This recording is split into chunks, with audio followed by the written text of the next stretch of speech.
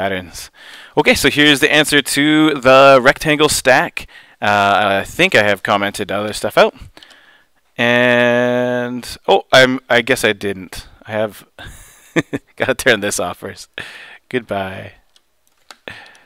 Okay, there we go. So yeah, there we go. There's our rectangle stack, and the idea is that with rect mode center turned on, I can just basically code a rectangle's center coordinate with the x and y, and that doesn't need to change because it's going to be the center of my screen. And then the width and height is just plugged into I. So it's very similar to the previous one, but using rectangles. It's just nice to see that rect mode center exists and it can help you out.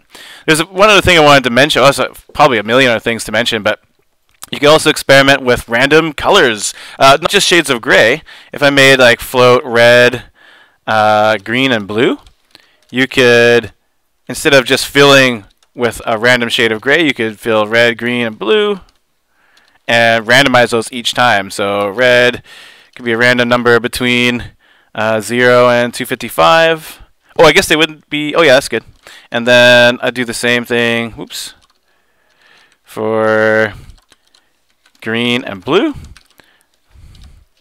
And then each time I'd choose sort of a new color. It would be a wild group of colors. Like there's no like continuity in there, so that's not particularly exciting. But you can actually change the color mode. Like you see, like I got some like beautiful, bright, vibrant greens and pinks, but then I also have some pastels and like faded colors. Like they don't really go together, right? There's no like unity, and that can be fine. Like if you want to do that. What if you wanted though, like to have only vibrant colors or only pastels? So there is a way to do that. This has nothing to do with loops, but I'm going to sneak it in here if you guys don't mind. I'm going to sneak in this new thing called the HSB color mode, which is pretty fun. HSB color mode is about hue, saturation, and brightness. And you've secretly seen this very beginning of the course. You saw this in the color selector. I mentioned how there's like different numbers in here. We'd eventually learn about them. So here is the day. Back in September, I had mentioned this.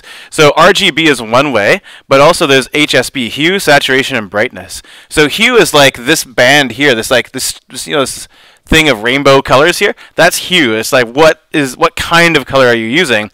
And then saturation is this axis here. Like how faded is that color? Or how saturated it is. Maximum saturation means very, very vibrant, and like low saturation goes all the way to like white. Somewhere in the middle is kind of like faded away. And then brightness is this axis here, the vertical axis. So how dark is the color? So you can go kind of up and down this axis for choosing the color, and then like left and right and up and down to choose the saturation and brightness.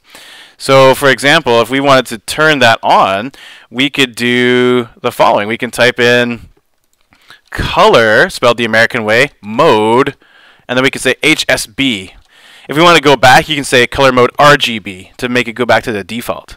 So if you do that, now our fill function works as hue, saturation, and brightness. It doesn't work like RGB anymore, so I'll have to rename these variables. I mean, I don't have to, but it makes sense.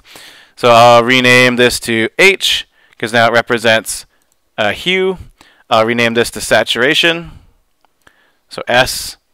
And I'll rename this to brightness. Oh, it already is. It's a B. Awesome. I'll just leave it there. And now I'm not going to, just to show you what those things do, I'm only going to randomize hue. And saturation and brightness, I'll keep at 255. So now check out what kind of thing we get now. We're going to get all the same brightness and darkness, but it's the color that's changing. So these are all like neons that we're getting. But if I change, say, the saturation to be a lower number, say 100, then we'll get more like pastel-y like colors. But they're also random hues, yet the saturation is the same. So hue, saturation, brightness mode is pretty nice to get more unified stuff.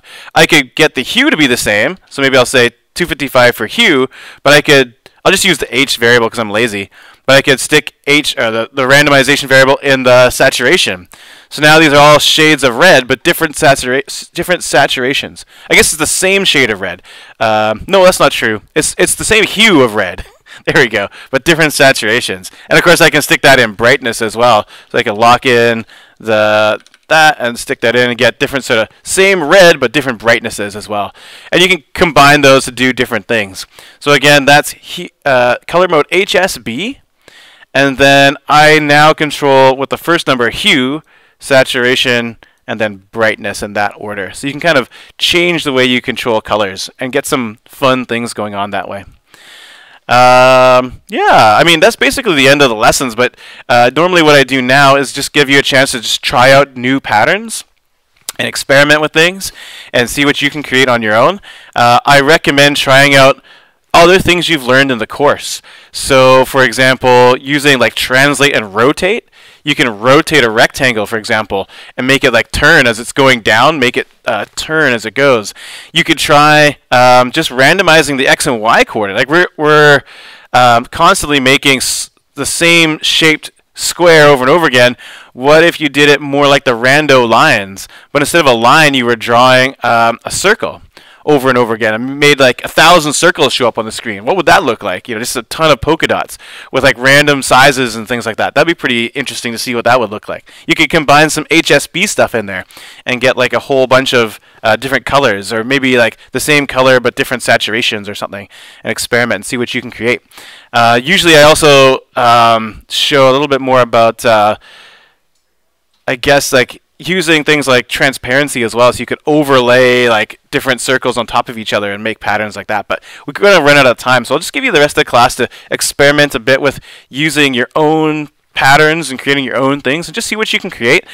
If you don't have anything in particular to do, then I suggest make a field of polka dots and experiment with colors inside of a field of polka dots.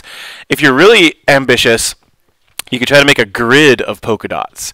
So try to make make it look like a whole bunch of circles that are tiled outwards. So it's like a nice grid of circles. That's a tough one to do and probably requires a little bit of extra thinking because you can't just do it randomly. Although maybe you can do it randomly, I don't know. But trying to get locked into a grid would be a really challenging one. But whatever you are at, just try it and experiment and create your own fun patterns. So just spend like, I think we have 20 minutes left in class, so go spend 20 minutes doing that at home if you want to, and we'll call that a day. Thanks so much for trying out all these cool while loops and patterns, and don't hesitate to ask questions as we go. Thanks, everyone.